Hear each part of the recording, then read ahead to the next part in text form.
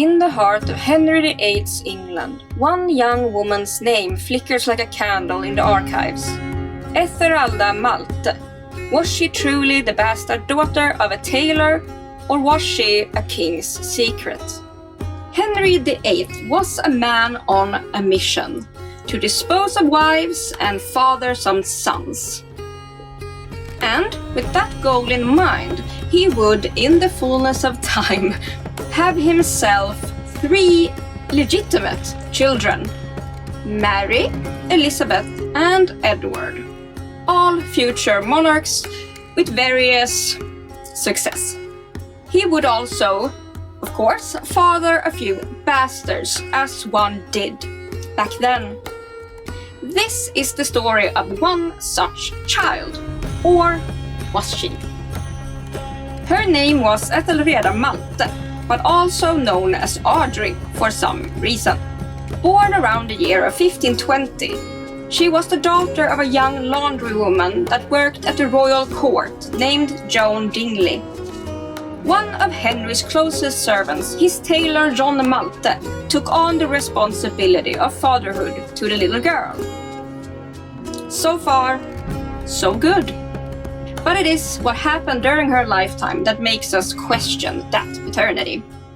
She was conceived and born during the years between Henry's first and second marriage to Catherine of Aragon and the tragic Anne Boleyn, the latter whom is most famous for getting her head separated from her lower part, guilty of the sad business of not bringing forth sons. Ironically, Anne made up for her lack in son-giving by thrusting forth one of the most famous and beloved queens, Elizabeth I. But that is another story altogether. I'll get into that in a future episode. So then, let's continue about Ethelreda. Also like, comment, subscribe because it would make me very happy. Thank you. She was born during this time when Henry had left Catherine's bed and was waiting to hop into Anne's warm embrace. He was a pretty frisky man, so no one could honestly claim that he was celibate during this time. And what noblemen usually did during these special circumstances was to take a lover from the lower classes, because that wouldn't really anger anyone. And for that reason, a laundry lady would do just fine. And then one day, when little Ethelreda was born, like we said, John Malte took on the responsibility. And because of that, he was granted huge amounts of royal favors. Somerset Manors stripped from the monasteries, Kelston and St. Catherine's Court were all granted to John Malte. But these were not just ordinary grants of thanks. The legal phrasing is unusual. The lands were secured not only to Malte, but to Ethelreda and her children. So, when her father dearly departed, she would become a very, very wealthy heiress. So, if she was merely this tailor's bastard with a random laundry lady, why would the king go to such great lengths to secure Ethelreda's future? King Henry would bestow thousands of pounds and, estates to Henry and Ethelreda. And it was a giant fortune by today's standards, and of course, back then too. When John demised, he wrote in his will, Ethelreda Malte, my bastard daughter, begotten on the body of Joanne Dingley.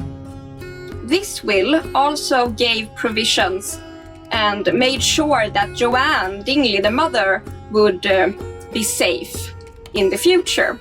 And here we can ask, is this just an ex-lover trying to be nice or gift his ex some cash and stuff?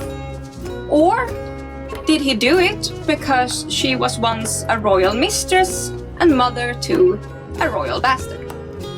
King Henry would only recognize one of his illegitimate children, and that was a Henry Fitzroy, a son by a Lady Elizabeth Blount. So why would he not have recognized Ethelreda? 2 reasons. 1, Her mother was of very low birth. Bessie Blount was a noble lady, and also there was nothing to be gained from recognizing a daughter, especially an illegitimate daughter, from a lowly peasant in Henry's eyes. In short, a son was more useful, and it was also importantly proof that Henry could sire male heirs. Another clue takes us further into Ethelreda's lifetime and Tudor's dynasty. After the demise of both King Henry and John Malte, Ethelreda was, as stated, a rich heiress who promptly placed herself in the royal court. There she would probably just sashay around without a care through Edward's short reign, and even the 9-day queen, poor Lady Jane. And then up until Bloody Mary's terrifying reign. She was actually one of the ladies who followed Princess Elizabeth into the Tower when Mary decided to imprison her sister for being on the wrong side of the war on religion. Later, when Mary shuffled into the great beyond, she was also there for Queen Elizabeth's coronation in the 1550s. And it seems like Queen Elizabeth had a soft spot for the lady who might have been her half-sister. Not a servant by any measure like her father and mother, and then the history gets a bit muddy. By all accounts, she sailed through life beautifully, she married a very good noble man and gave birth to a daughter named Hester, and sadly, Ethelreda passed away by the age of 35. And now I want to ask you, what do you think? Was she truly the tailor's child, or Henry's daughter smuggled into obscurity? Sadly, we cannot exhume the truth from this grave of a time. And to this day, she remains a mystery that divides scholars and history nerds alike.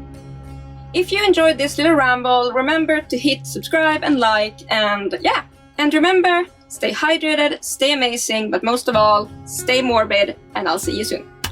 Bye bye!